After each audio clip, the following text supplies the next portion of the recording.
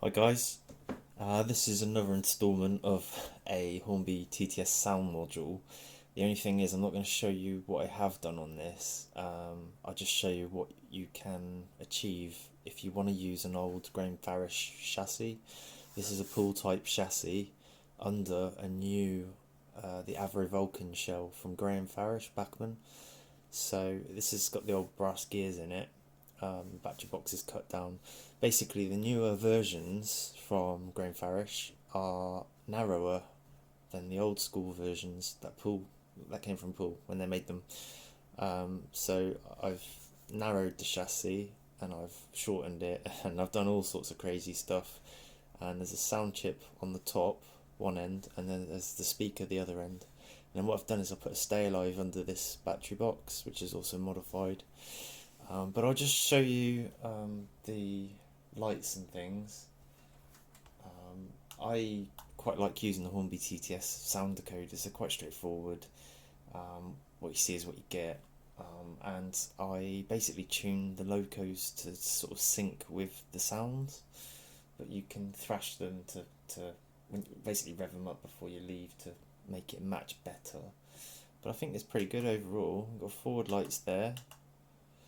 And we've got our reversing lights. These are directional lights. I just relate to car terms. Don't hate me.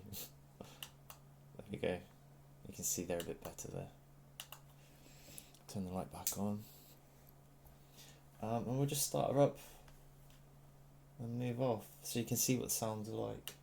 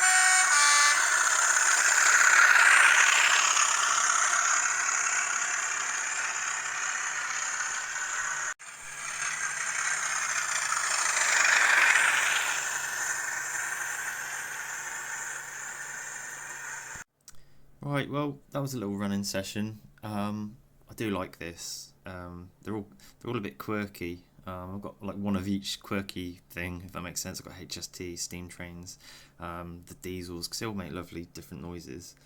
What I think though this needs is a bit of weathering, and I may do some of the wagons as well. It's just, it looks a bit too clean for me. Now, this is the beauty of it, because I've made this quite cheaply.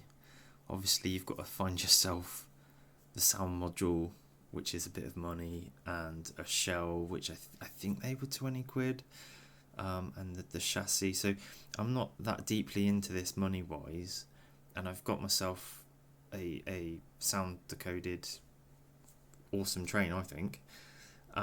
But because I'm not that deep into it, I'm not that...